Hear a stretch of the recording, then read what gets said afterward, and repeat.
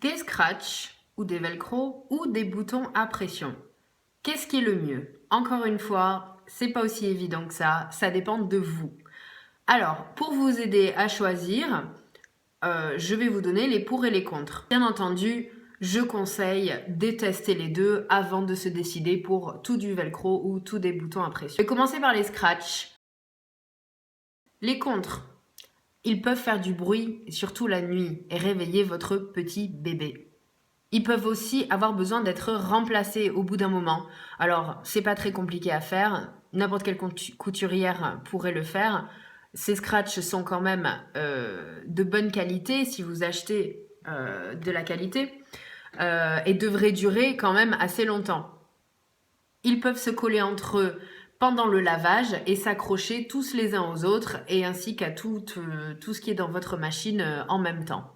Pour pallier au problème du lavage et des scratchs qui s'accrochent partout, les fabricants ont inventé une petite tablette en tissu que je vais vous montrer. Donc ça, c'est le bruit dont je vous parlais. Voilà. Et ensuite, la petite tablette. Et donc, on doit toujours remettre, avant de mettre dans la machine, on doit toujours rabattre les petits côtés sur la tablette pour pas que ça s'accroche à tout. Mais on n'est pas à l'abri d'un oubli.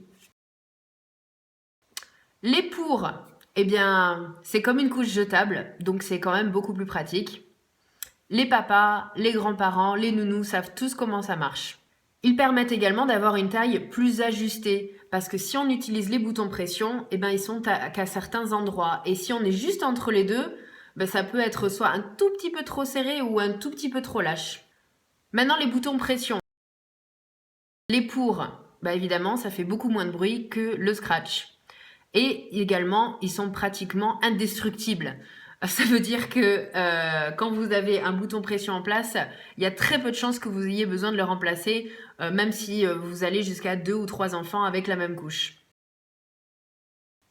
Les contres, c'est que ça permet pas forcément d'avoir une taille très ajustée vu qu'on dépend de l'endroit des boutons pression. Et ça ne plaît pas toujours à papy, à mamie, à papa et à la nounou parce qu'ils ne savent pas sur lequel on était auquel, au deuxième, au troisième.